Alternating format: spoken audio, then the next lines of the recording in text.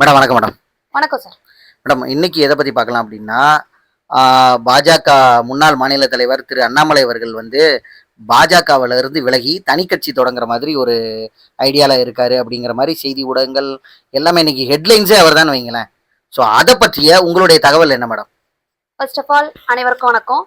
எல்லாரும் நமக்கு நல்ல ஒரு ஆதரவு கொடுக்குறீங்க, ரொம்ப நன்றி. ஸோ இப்போ நம்ம விஷயத்துக்கு போகலாம். பாஜகல வந்து அண்ணாமலை அவர்கள் வந்து பயங்கர ஒரு பங்கு வகிச்சிருந்தாங்க. ஸோ ரீசெண்ட் டேஸா நம்ம வந்து நிறைய விஷயங்கள் பார்த்துட்டு வரோம். அதாவது ஃபார் எக்ஸாம்பிள் இப்போ ஒரு கட்சியில வந்து ப்ராப்பரா ஒரு அங்கீகாரம் இல்லைன்னா அது யாருக்குனாலும் எந்த கட்சியிலனாலும் போய் சேர்றதுக்கோ இல்ல தனியா ஒரு கட்சி தொடங்குறதுக்கோ உரிமை இருக்கு. ஸோ நம்ம இப்போ ரீசெண்டா நிறைய பேர் கட்சி தொடங்கி பார்த்துருக்கோம். ஸோ அதனால மக்களோட ஆதரவு வந்து எப்படி விஜய் அவர்களுக்கு இருக்கோ அதே அளவு அண்ணாமலை அவர்களுக்கும் இருக்கு.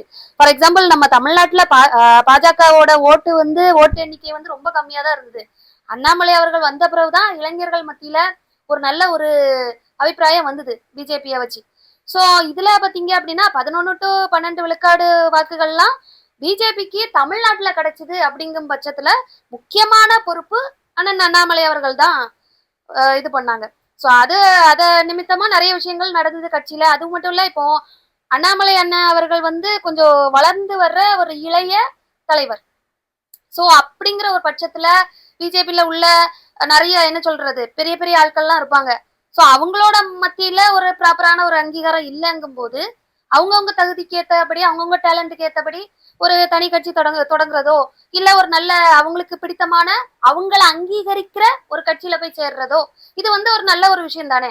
ஸோ கட்சி தொடங்குறது எல்லாருமே தொடங்கலாம். இந்திய பிரபஞ்சைக்கு யாருக்குனாலும் அந்த உரிமை இருக்கு கட்சி தொடங்குறது. அவங்களுக்குன்னு ஃபேன் ஃபாலோவர்ஸ் அப்புறம் அந்த தொண்டர்கள் அதெல்லாம் இருந்தாங்கன்னா தாராளமா தொடங்கலாமே மேடம் அதுவும் இல்லாம இப்போ வந்து இவர் இப்போ விஜய் இருக்கிற பட்சத்துல அண்ணாமலை அவர்கள் வந்து புதிய கட்சி தொடங்கினார்னா அவருக்கு வாய்ப்புகள் எப்படி பிரகாசமா இருக்கும்? கண்டிப்பா இருக்கும். அதாவது எப்படி சொல்றேன்னு பாத்தீங்க அப்படின்னா, ஏன்னா இப்போ நம்மளோட அண்ணன் விஜயவையும் குறை சொல்ல முடியாது. ஏன்னா அவங்கவுங்க ஃபீல்டுல நல்ல டேலண்டா தான் இருந்தாங்க. ஃபார் எக்ஸாம்பிள் சினி ஃபீல்டுல அண்ணன் விஜய் அவர்களை அடிச்சுக்கிற ஆளே இல்ல. பெரிய நல்ல ஒரு என்ன சொல்ற ஒரு நல்ல ஒரு ஷைனிங் ஸ்டார் தான் அவங்க. இப்போ டிவிக்கே தலைவர் அண்ணன் விஜய் அவர்கள் வந்து சினி ஃபீல்டுல பயங்கரமா ஷைன் பண்ணிட்டு நம்மளோட அரசியலுக்கு வந்திருக்காங்க. ஸோ அந்த ஃபேன் பேஸ்ல தான் அவங்க வந்து இங்க காலடி எடுத்து வச்சாங்க. ஆனா அண்ணாமலை அவர்கள் அப்படி கிடையாது. இவங்களுக்கு வந்து அரசியல் பேக்ரவுண்ட் பயங்கரமா இருக்கு, மக்கள் சப்போர்ட் பயங்கரமா இருக்கு, முக்கியமா அந்த இளைஞர்கள் சப்போர்ட் வந்து பயங்கரமாவே இருக்கு. ஸோ அதனால அவங்க வாக்க இவங்க எடுப்பாங்க, இவங்க வாக்க அவங்க எடுப்பாங்கலாம் கிடையாது.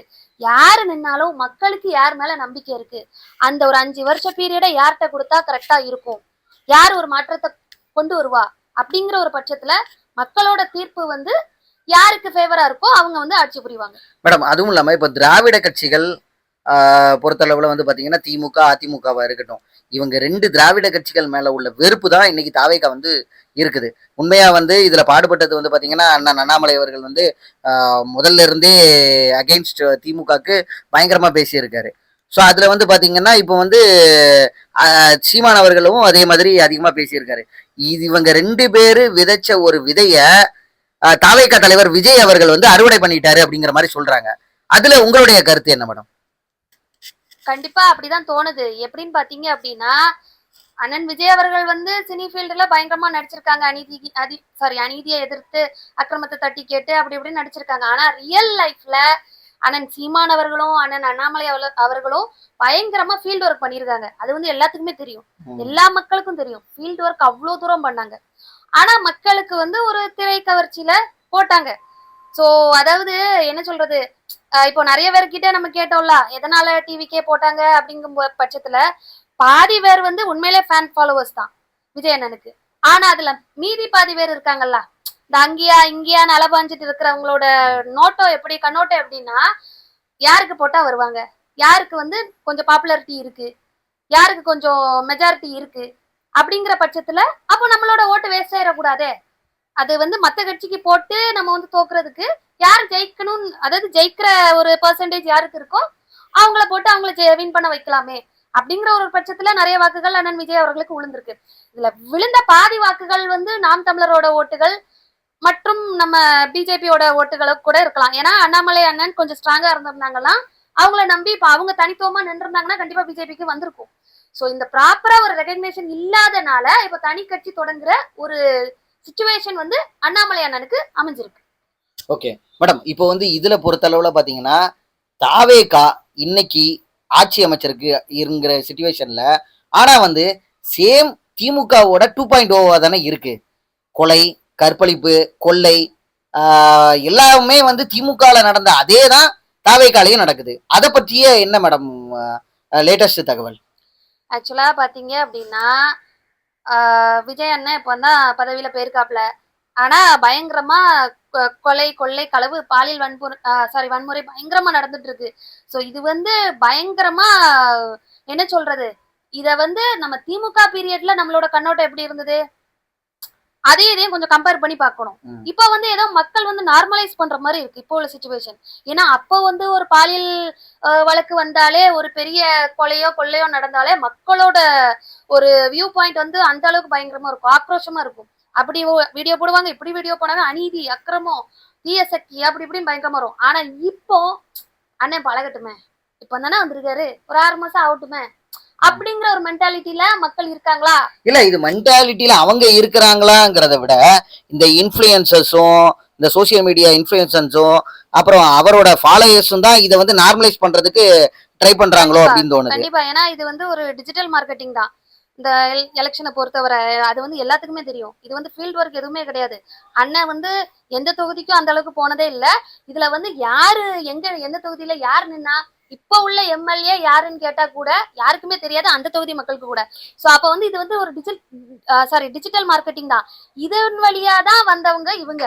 சோ இதுல வந்து நிறைய விஷயங்களை வந்து நார்மலைஸ் பண்ண பாக்குறாங்க, அப்படிதான் தோணுது. ஏன்னா நிறைய விஷயங்கள் மக்களோட பார்வைக்கே வரல.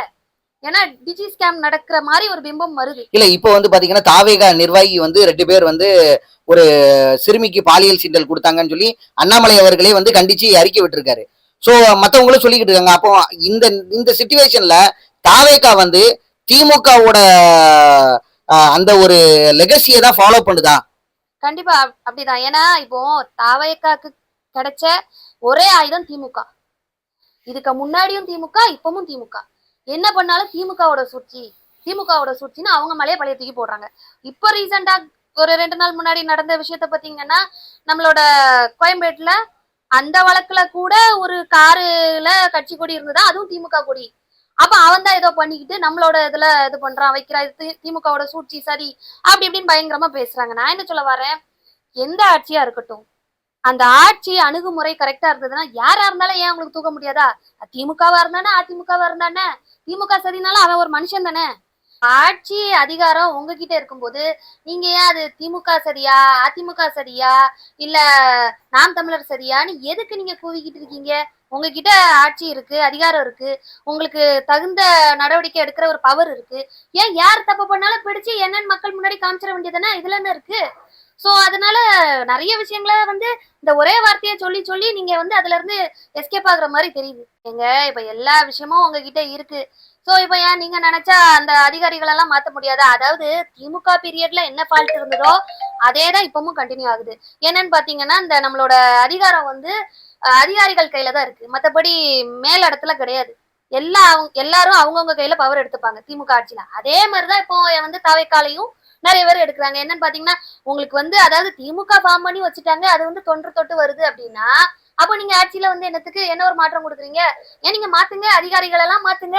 உங்களுக்கு வந்து யாரு கரெக்டா அந்த அந்த ஒரு இதை வந்து கரெக்டா நடத்துவாங்க, சட்டத்துறை அதெல்லாம் நினைக்கிறீங்களா, அவங்கள போடுங்க. அது மட்டும் இல்ல, இப்போ இதுல வந்து முதலமைச்சர் அவர்களும் உள்துறை அமைச்சர் அவர்களும் சொல்றதுக்கு என்ன இருக்கு, திமுக வந்து அந்த மாதிரி கட்டமைச்சிட்டாங்க அப்படின்னா அப்போ நீங்களும் அதை ஃபாலோ பண்றீங்களா என்ன? சோ அந்த கட்டமைச்சதான் நீங்க உடைங்க, அதுதானே சொல்றோம். உடைச்சு ஒரு நல்ல ஒரு ஆட்சியை கொடுங்க மக்களுக்கு, டக்குன்னு ஆக்ஷன் எடுங்க. உடனே ஒவ்வொரு கேஸுக்கும் ஒவ்வொரு வழக்குக்கும் ரொம்ப தூரம் இழுக்காம உடனே அதை முடிவுக்கு கொண்டு வர பாருங்க. அது கேட்டாப்ல அதிகாரிகளை வந்து சொல்லுங்க, துரிதமா செயல்பட சொல்லுங்க. இப்போ ஃபார் எக்ஸாம்பிள் நிறைய விஷயங்கள் வந்து நம்ம பார்த்திருக்கோம். அந்த காவல்துறையோட என்ன சொல்றது, லெத்தார்ஜிக் வேலை தான் நிறைய கேஸ் வந்து தண்டனை வந்து கிடைச்சும் அந்த வாய்ப்பு வந்து நழுவி போச்சு அப்படின்னு நிறைய கேஸ் ரீசெண்டா நம்ம பேசியிருக்கோம். அதே மாதிரி காவல்துறை அதிகாரிகள் கிட்ட இந்த மாதிரி பாலியல் வழக்கு, நிறைய கொலை வழக்கு அந்த மாதிரி வருதுன்னா உடனே கரெக்டா ப்ராப்பர் ஆக்ஷன் எடுக்க சொல்லுங்க. உடனே அதை வந்து சார்ஜ் ஷீட் ஃபைல் பண்ணி டக்கு டக்குன்னு மூவ் பண்ண சொல்லுங்க கேசஸ. நீங்க சார்ஜ் ஷீட் ஃபைல் பண்ணி மூவ் பண்ணாதானயா கேஸ் கோர்ட்டுக்கு வந்ததானே அட்வொகேட்டும் ஜட்ஜும் பார்க்க முடியும். கேஸ் கோர்ட்டுக்கே வராம நீதி சரியில்லை நியாயம் சரியில்லைன்னா நாங்க என்ன பண்ண முடியும்? அதுதானே நாங்க சொல்றோம். எங்க இடத்துக்கு கேஸ் கட்டு வந்தா தானே நாங்க பார்க்க முடியும். சார்ஜ் ஷீட்டே எதுவுமே பண்ணாம கோர்ட்டுக்கே கேஸ் வராம இன்னும் நீதி சரியில்லை சட்டத்துறை சரியில்லைன்னா என்ன அர்த்தம்? மேடம் பயனுள்ள தகவல்ல பகிர்ந்ததுக்கு நன்றி மேடம். நன்றி சார்.